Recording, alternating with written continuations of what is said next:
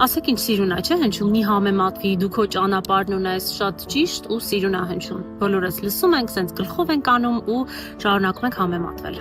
Այստեղ խնդիրը միայն սոցցանցերը չեն, որ բոլորիս կյանքը բացել են եւ շատ հեշտ է տվել է այդ համեմատության մոլուցքին։ Ուզում եի հասկանալ, իրավ ի՞նչն է այստեղ խնդիրը։ Արդյոք մենք չենք հասկանում այդ բարձ ճշմարտությունը, որ բոլորս մեր ճանապարհն ունենք։ Հետո հասկացա ինչ է խնդիրը։ Մենք մեծացել ենք ընտանիքներում, որտեղ մեզ համեմատել են, մենք գնացել ենք դպրոց, որտեղ մեզ համեմատել են, համալսարանում են մեզ համեմատել, աշխատավայրերում են մեզ անշուշտ համեմատել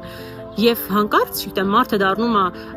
29-30 տարեկան ու իրեն ասում են, չէ, գիտես մի համեմատվի։